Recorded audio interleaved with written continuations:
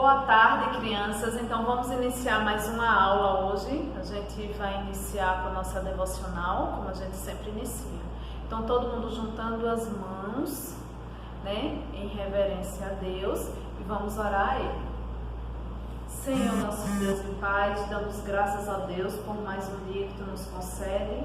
Obrigado, Senhor, porque dentro da Tua imensa bondade, Tu nos tem dado aquilo que é necessário, Pai.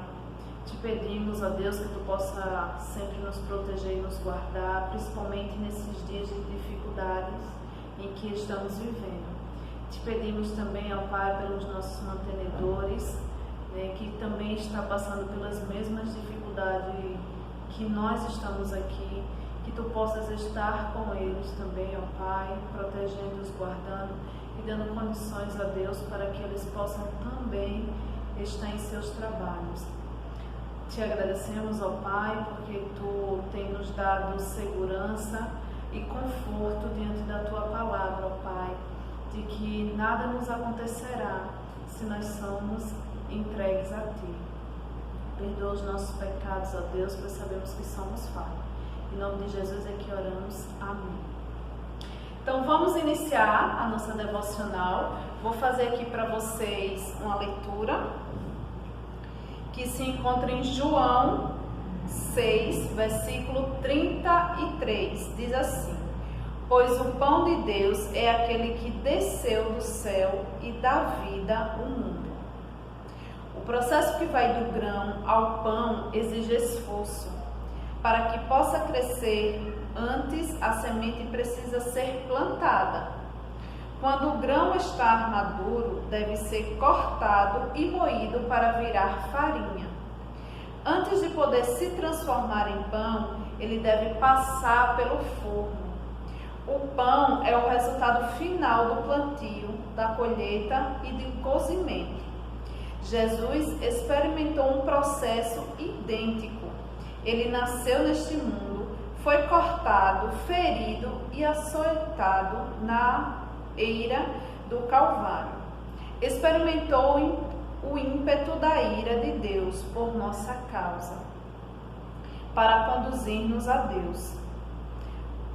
Pão da vida, Jesus faz jus ao título, mas um pão que não é repartido não faz bem a pessoa alguma. Você recebeu o pão? Você recebeu o perdão de Deus? Então aqui o autor faz, né, um breve comentário sobre esse versículo. O que é interessante aqui é que ele mostra todo o processo que se passa do trigo, né, desde o grão até ele se tornar o pão. Né? Então fala sobre todo o processo, e esse processo que o trigo passou, ele faz uma comparação com o processo que Deus também teve que passar durante a sua vida, e principalmente nos dias finais de sua vida, certo? Então aqui uma parte que me chamou a atenção é que diz que Jesus foi rejeitado por Deus. Uma coisa que eu sempre falo, né, quando eu estou conversando sobre a morte de Cristo, e uma pergunta que foi feita a mim há alguns anos atrás foi: uma palavra que defina a morte de Cristo, uma palavra só. Eu pensei, e aí eu cheguei à conclusão que eu não tinha uma palavra específica, mas uma coisa que se passava muito na minha cabeça era: Jesus sofreu muito, e sofreu mais ainda com a ira de Deus. E quando eu falo ira, não foi uma ira simples, porque Deus descarregou a ira em Jesus, mas do meu pecado, do seu, do pecado do pai, da mãe, dos irmãos, de todo mundo que está na terra. Então imagina o quanto Jesus sofreu naquela cruz. Então você vê o amor que ele teve para conosco. Primeiro de Deus, né, por ter nos amado primeiro, ter nos dado o seu Filho para pagar por um pecado que ele não cometeu, e Jesus por ter ido até o final com os planos que Deus queria. né? Porque Jesus, imagina, ele sabia de tudo que ia se passar e ele poderia simplesmente dizer, não, eu não vou passar por isso. Mas não, ele quis passar por isso, ele quis mostrar que Deus venceu Satanás. E é isso que a gente sempre tem que estar guardando em nossas vidas e sempre estar também vigiando para que a gente possa vencer Satanás. Nós sermos pessoas, servos de Deus, e está lá no livro escrito da vida o nosso nomezinho, né? Então o que Satanás quer todos os dias é provar para Deus que aquelas pessoas eleitas, elas podem sim cair no pecado e de repente Deus não querer mais aquela pessoa para a salvação eterna, certo? Então vamos vigiar. Então, gente, a gente vai iniciar agora com a aula de geografia, tá bom?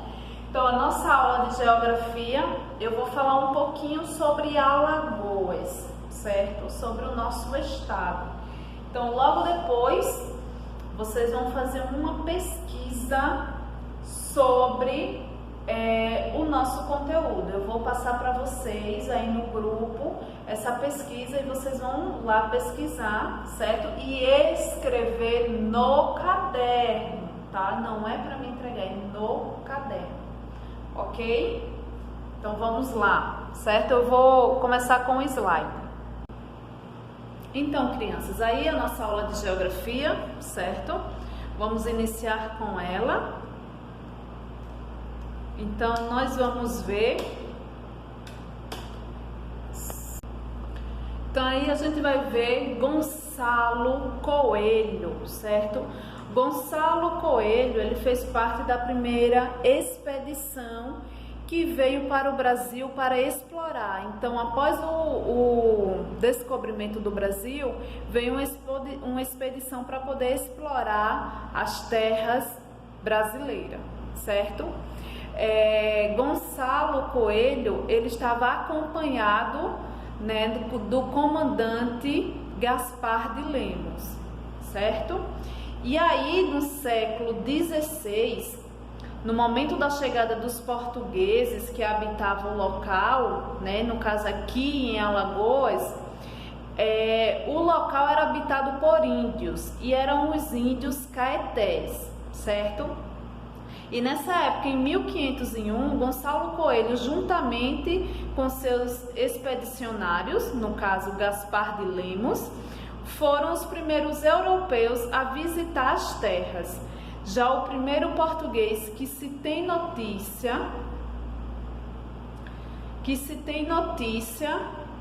a adentrar o local foi Duarte Coelho, por volta de 1535. Então, essa pessoa, Duarte Coelho, certo? Ele foi que habitou aqui no local, ele que esteve realmente aqui no local, no nosso estado, certo?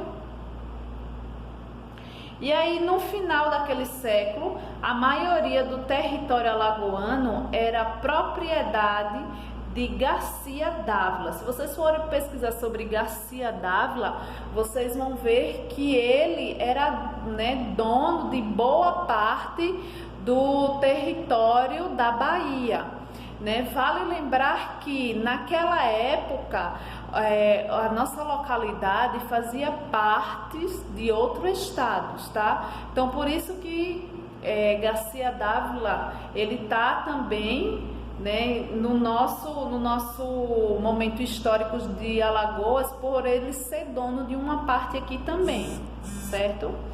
Então, de acordo com os registros históricos, em 1590 foi fundado o povoado de Porto Calvo e em 1611 o povoado de Lagoa do Sul, que é atualmente Marechal Deodoro, certo? Então, Marechal Deodoro e Porto Calvo aí foram fundados, né, no caso de Porto Calvo em 1590 e Marechal em 1611, né, quando ainda não recebia esse nome, não tinha esse nome, era apenas um povoado, certo? E aí, assim como os demais estados nordestinos, né, que tiveram economia baseada inicialmente nos engenhos de açúcar, então apesar do nosso estado ter um grande plantio de engenho de açúcar, mas a gente vê um outro tipo também de atividade, que foi a criação de gado, certo? Então, a partir do século XVII, teve início a formação do Quilombo dos Palmares. Escravos fugidos de todas as regiões do Nordeste se abrigavam aqui no nosso estado, no Quilombo dos Palmares. É um importante símbolo de resistência dos negros escravizados no Brasil, que foi destruído em 1694. Aqui eu coloquei para vocês um mapa antigo, né, de Alagoas e o mapa atual do Nordeste. Então, o Nordeste, olha só, você vê ali que a Bahia, né, estava bem pertinho de Alagoas.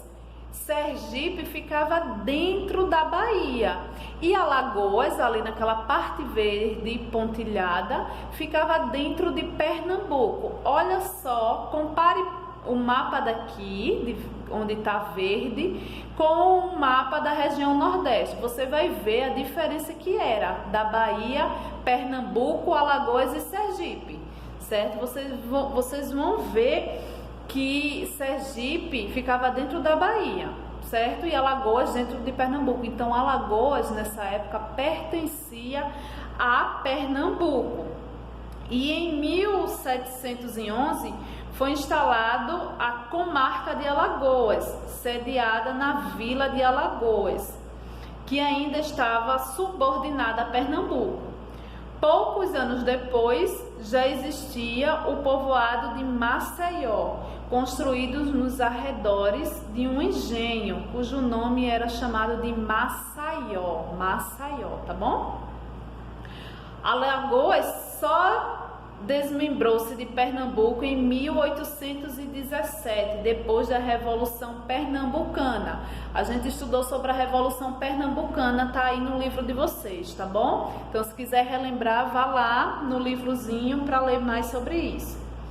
Então, Sebastião Francisco de Melo e Povoavas, o primeiro governador da capitania, assumiu o posto em 1819. Somente em 1839 é que a capital foi transferida da cidade de Alagoas. Então, antigamente era em Marechal e depois a capital passou a ser Maceió, tá bom? Justamente por causa do desenvolvimento que Maceió começou a ter. Então, por isso que a região, a capital de Alagoas passou a ser Maceió. Então, qual foi a primeira capital de Alagoas? Marechal Deodoro e depois Maceió, tá bom? Aqui é a atividade que vocês vão ter que fazer, a atividade de pesquisa sobre o significado da nossa bandeira, certo? E aí eu vou passar para vocês essa parte do slide, onde vocês vão fazer novamente, eu repito, a pesquisa vai ser no caderno de geografia, tá bom? Então é isso por hoje, uma boa tarde e uma boa atividade, tá bom, gente?